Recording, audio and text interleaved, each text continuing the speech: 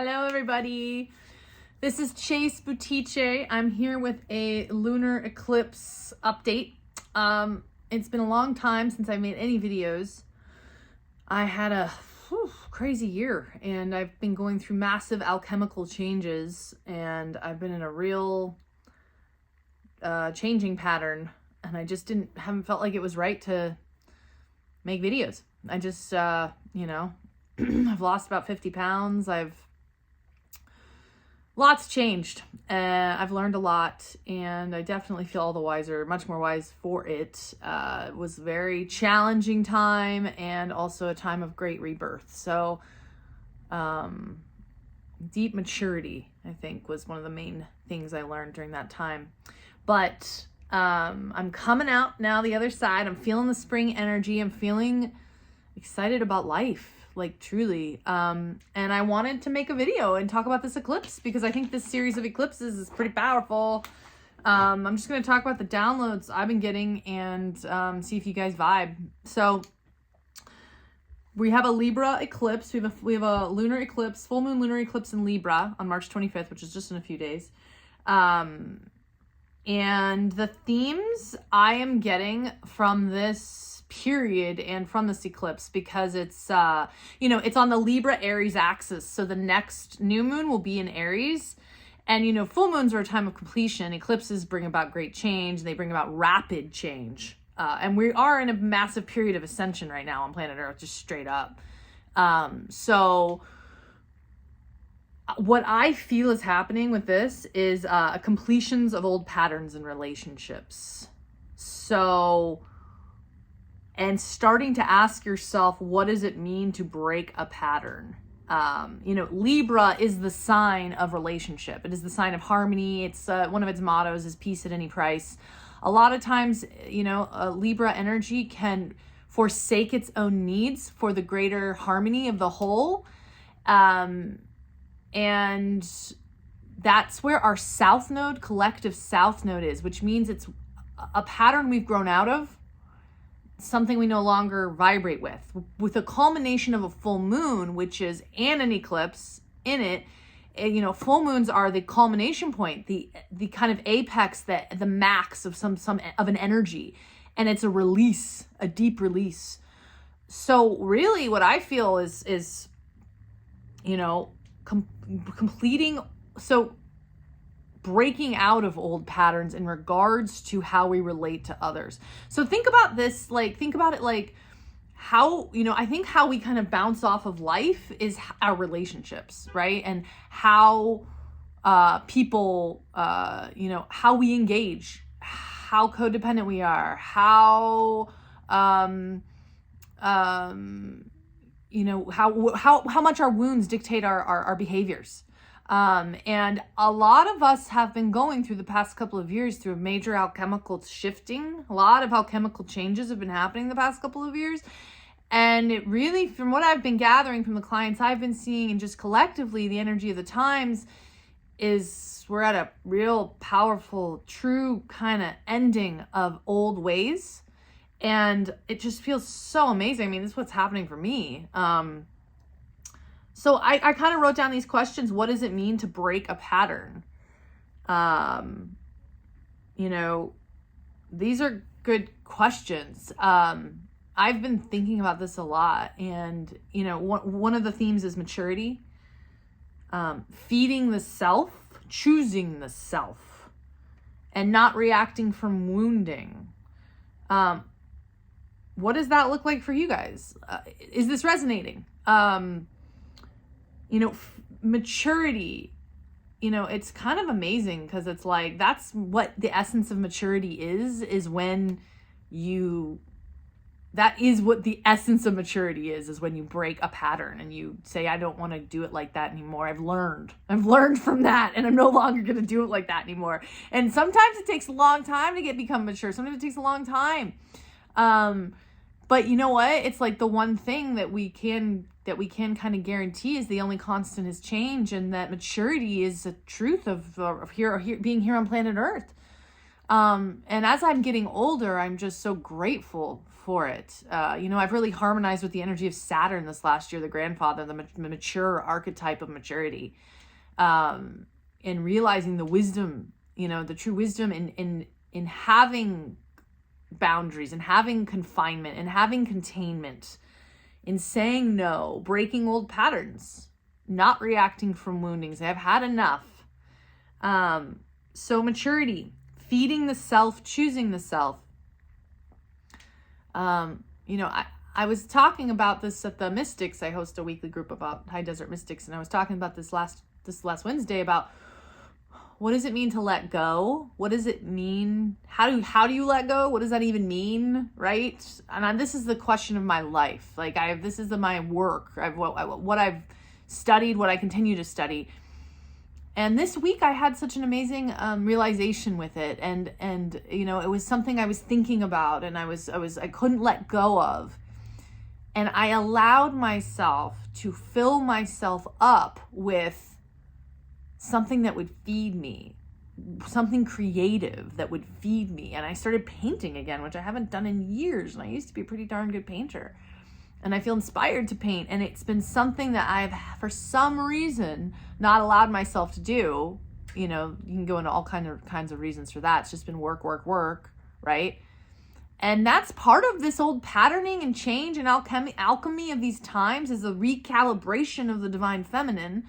The divine feminine is pleasure. It's also beauty. It's art, creativity, intuition, flow, and allowing that to happen through us, right? Because it's like this paradigm shift that we're all working on and working with and, thinking about, and that's happening. It's not happening to us. It's happening through us.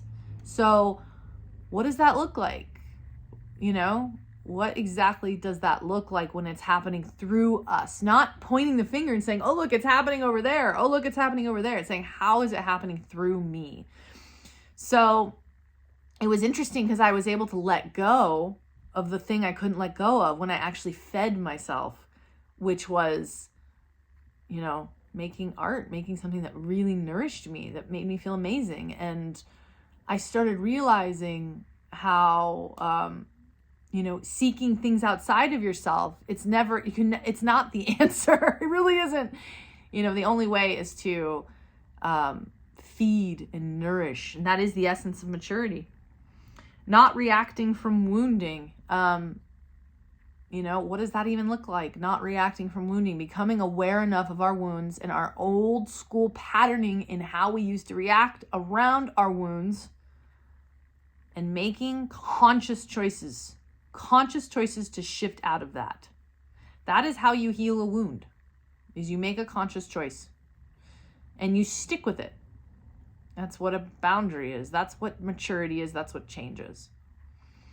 It's not necessarily easy, but actually it's interesting because it's like not necessarily easy because it's like you're breaking out of an old way, but when you start doing it, it's so much easier because it's what your soul craves.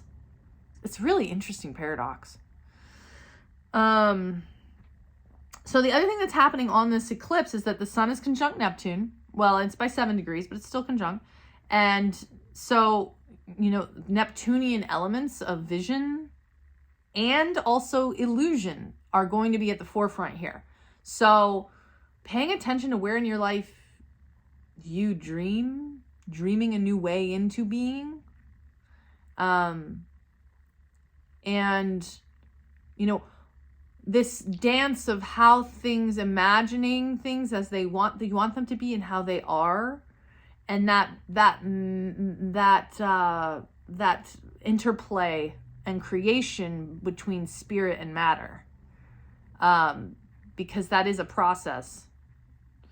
So, Neptune's a very powerful archetype of deep spiritual transcendence. So it's really a time for us to loosen kind of our constrictions around archetypal identities and egoic identities, and allow ourselves to kind of play in the ethers and imagine, bring into being our imagination of the type of person we imagine ourselves to be, who we are maturing into. It's a beautiful, beautiful time of that.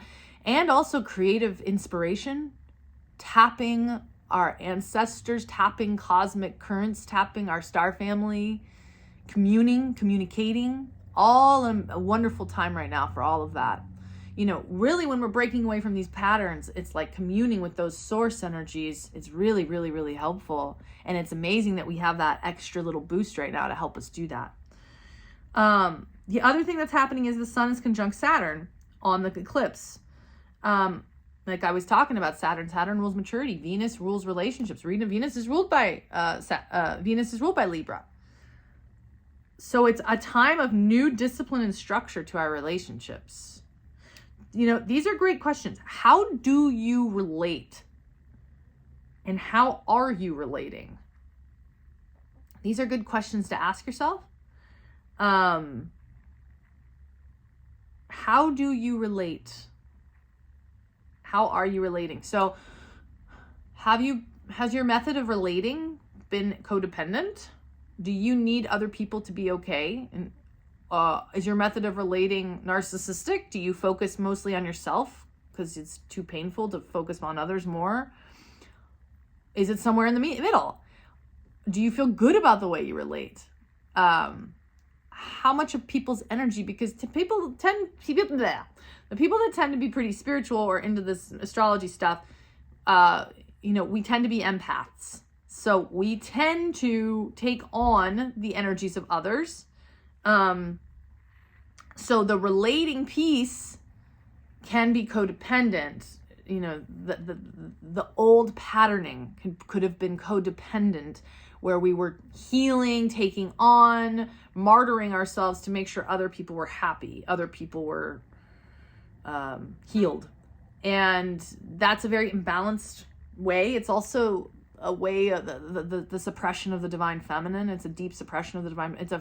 It's where the divine feminine in all of us, male and female, and thus in between, it's putting the energetics of the divine feminine into a service role when it's meant to be a honorable role, and a role of heartfelt giving, not a role of, because when you're in that level of kind of codependency, or how you're relating or feeling the need to heal something or needing something to be healed, it's activating your own wounds in some way, so that then you are